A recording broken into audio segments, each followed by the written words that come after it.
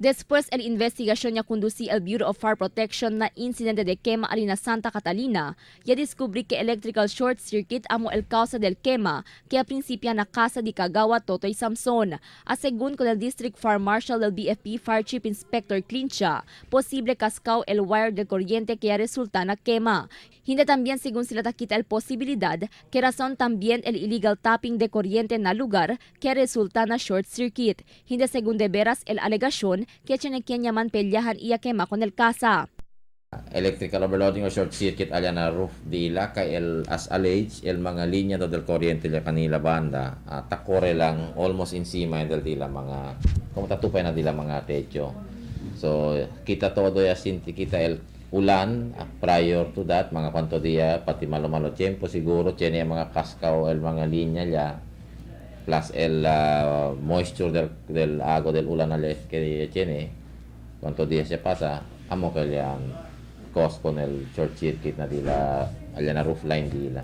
Según la BFP, posible según talina 300 para 400 el total número del casa ya quema na incidente. Actualmente te espera pa sila el final report desde el barangay acerca na número de mga struktura na lokasyon del incidente. Según pa Concha, talina 2.2 hectares el anchor del lote donde ocurrió el quema. Además, talina 4.5 millones de pesos el valor de destrozo na propiedad.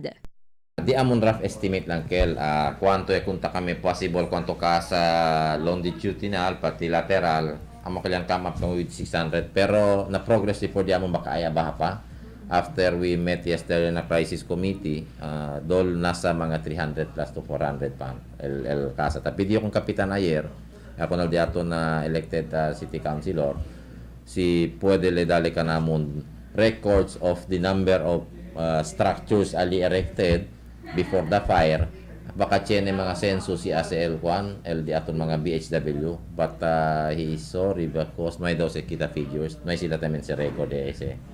Yeen kansa na general alarm el incidente de quema alina Santa Catalina del martes noche. Según la BFP, ya tormenta entra el di ila magatruck por causa na jutay camino. Fuera na camino ya tormenta también el mga bumbero por causa na montón de mga evacuantes ta salen na lugar. Según la BFP, mas pronto ya rasa na fuego el mga casa por causa que ipit-ipit el mga caserías y hecho de light materials. Base na records del barangay, 80% del mga residente na lugar mga squatter.